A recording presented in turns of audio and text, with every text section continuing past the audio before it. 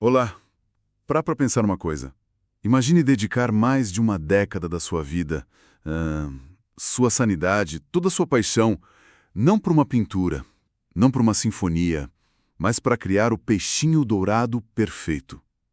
E se no final de tudo, o seu maior triunfo, a sua obra-prima, nascesse justamente daquilo que você sempre considerou um fracasso?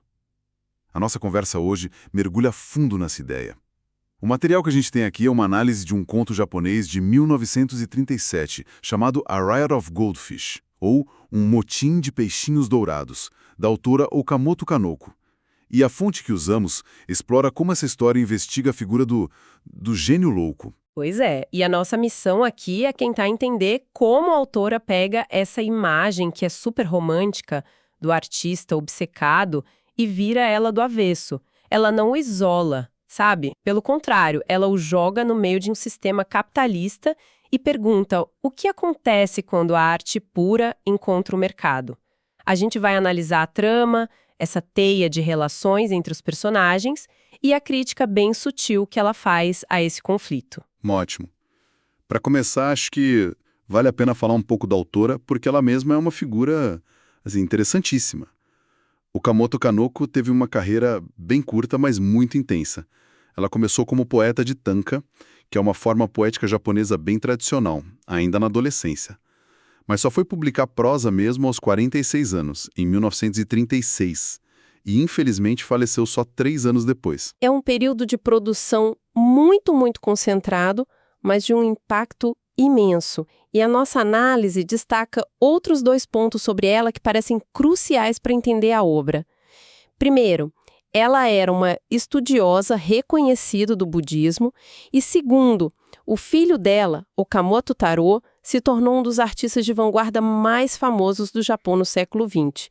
Isso diz muito sobre o ambiente em que ela vivia, né? Uma imersão tanto na tradição quanto na vanguarda. Exatamente, é uma combinação poderosa. E talvez esse fundo budista explique a profundidade com que ela trata temas como obsessão, desapego, coisas que estão bem no centro dessa história.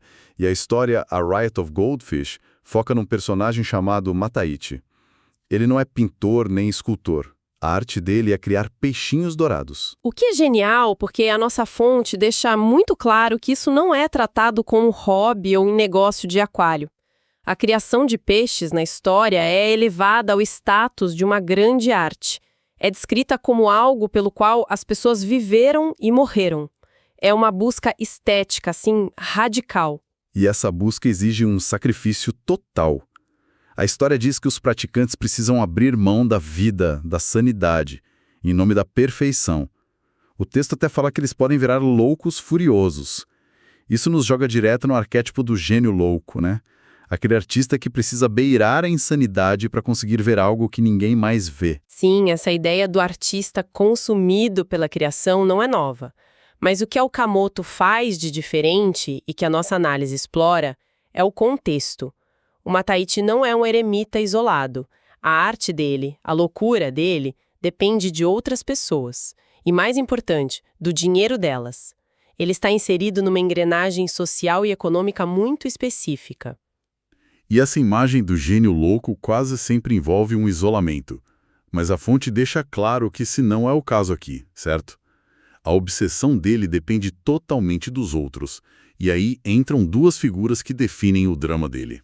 Exatamente. De um lado, a gente tem um capitalista rico, que é o pai de Masako. Ele é o patrono, o financiador que banca os experimentos caríssimos do Mataichi.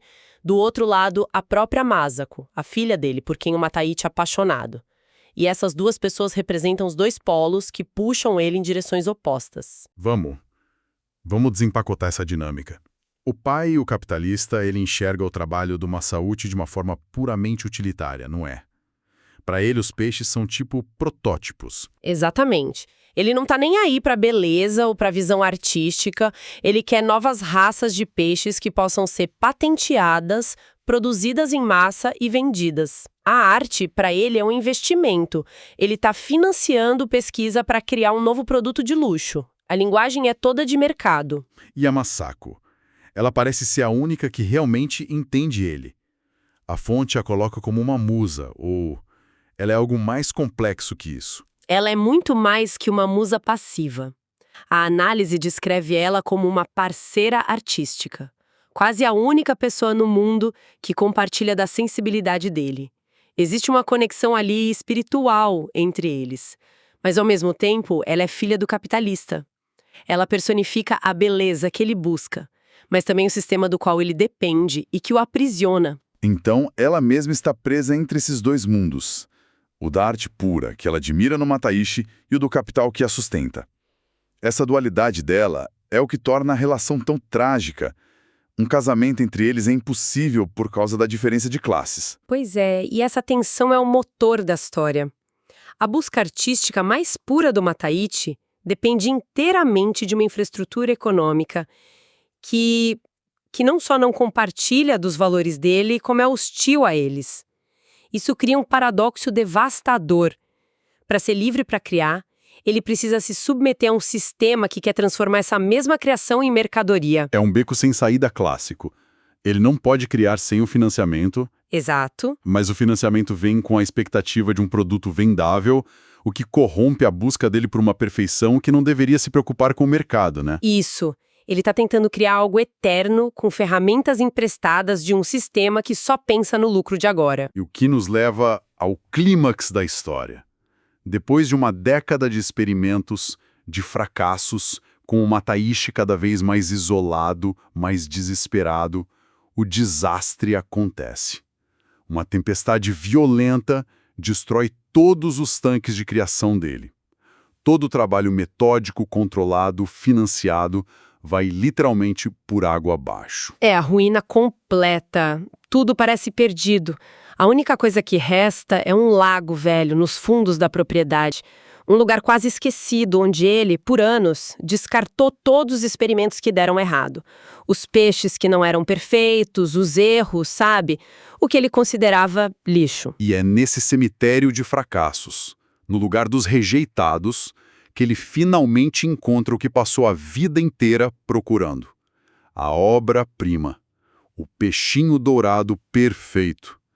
É uma reviravolta fantástica, né? O peixe supremo que passei mais de 10 anos lutando em vão para criar. A palavra-chave aí é em vão. Todo o esforço controlado foi em vão. A perfeição nasceu do acaso, do que ele não pôde controlar. A nossa análise até nos convida a questionar se essa visão final é real ou se é uma alucinação dele, um homem febril, exausto, derrotado. Mas, de certa forma, nem importa. Seja real ou não, é o clímax perfeito para a jornada do gênio louco. Ele encontra a epifania dele no momento de maior desespero, de maior perda. E se a gente conecta isso ao quadro geral? O fato de o peixe perfeito surgir do lixo, do que foi considerado inútil, reforça a ideia de que a verdadeira arte, na visão da autora, vem de uma experiência pura, única, dissociada de qualquer senso de utilidade. Ela não é o resultado de um processo linear, de uma linha de produção. E isso vira toda a lógica do patrocinador dele de cabeça para baixo. O capitalista investiu num laboratório controlado para ter um resultado previsível. E a genialidade verdadeira surgiu justamente do lixo, daquilo que ele não podia controlar. A perfeição nasceu da desordem, não da ordem imposta pelo dinheiro. Exatamente. A arte verdadeira não é eficiente. Ela é um motim, como o título diz. Um motim contra a ordem. Exato. Então, à primeira vista, parece uma vitória romântica, certo? A arte pura triunfa. O artista pode estar louco, pode ter perdido tudo, mas ele teve a sua visão. Fim. Só que a Okamoto Kanoko, e a análise que a gente leu aponta isso muito bem, não nos deixa com essa conclusão tão simples. De jeito nenhum. Ela complica tudo no final. Porque a história, mesmo celebrando esse momento, nunca nos deixa esquecer da natureza dos peixinhos dourados como produtos. Eles são criados, vendidos, são mercadorias. E a análise vai além, aponta para algo ainda mais sombrio. O pai da Masako, o capitalista, é descrito como tratando não só os peixes, mas o próprio Mataishi e a filha dele como experimentos. Nossa, aqui é onde fica realmente interessante. Ele também é um criador, mas de outro tipo. Enquanto o Mataichi tenta criar o peixe perfeito, o pai da Masako tenta criar ou moldar as pessoas ao redor dele para os seus próprios planos. Ele vê o talento do Mataichi como um ativo a ser explorado e o casamento da filha como uma transação comercial. Exato. Ele é um criador rival do Mataichi. E isso revela a consciência afiada da autora de que o discurso do gênio louco não é só uma questão psicológica ou espiritual. Tem uma dimensão profundamente econômica.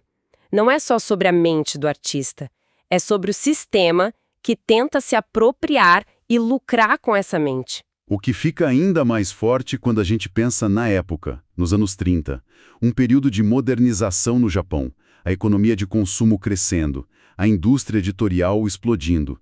E como a nossa fonte argumenta, os artistas estavam pela primeira vez se tornando marcas de mídia. Esse é o ponto crucial. A própria imagem do artista como essa figura torturada, excêntrica, genial e louca, estava se tornando um produto vendável. A ideia de um artista que sofre pela arte é romanticamente atraente e pode ser usada para vender livros, quadros ou, no caso da história, peixes raros. Ou seja, a rebelião do artista contra o sistema é, ironicamente, o que o torna mais valioso para esse mesmo sistema. Exatamente. O motim dele vira um argumento de venda.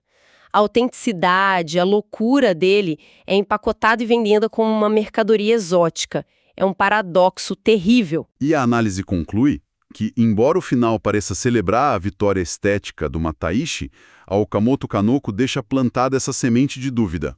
Ela nos mostra a interdependência constante entre o artista, a sua obra e a infraestrutura econômica que busca mercantilizar os dois. Não tem escapatória. E para muitos autores japoneses daquela época, explorar esses estados mentais anormais era, na verdade, uma forma de buscar uma visão artística moderna. Era uma reação ao aumento brutal de informação que a modernidade trouxe. Um jeito de validar a sensibilidade única do artista num mundo que parecia cada vez mais padronizado. Sim, a ideia era que apenas uma sensibilidade extraordinária, talvez até doentia, poderia processar e dar sentido à experiência caótica do mundo moderno. A loucura vira quase um distintivo de honra, uma prova de autenticidade. O que a Okamoto Kanoko faz de tão brilhante é pegar essa ideia e colocá-la num diálogo tenso e direto com as forças econômicas que estão sempre prontas para lucrar com essa mesma autenticidade. Então, para a gente recapitular, a Riot of Goldfish é muito mais do que a história de um homem obcecado por peixes. É uma análise sofisticada da figura do gênio louco, que, por um lado, celebra a pureza da criação artística, mas, por outro, e talvez mais importante, expõe a pressão inevitável do mercado, que está sempre tentando transformar não só a arte, mas o próprio artista em um produto. Pois é. E a nossa fonte menciona como, no século XX, os artistas começaram a virar marcas.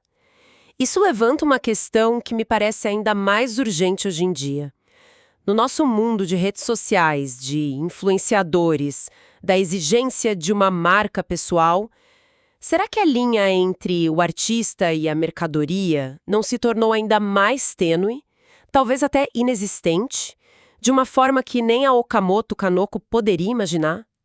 Quando a vida, a imagem e a persona de um artista são tão cuidadosamente gerenciadas e vendidas quanto o seu trabalho, o que acontece com a ideia da arte como uma expressão pura? Como aquele peixe que surge do caos e que, em teoria, deveria transcender o mercado?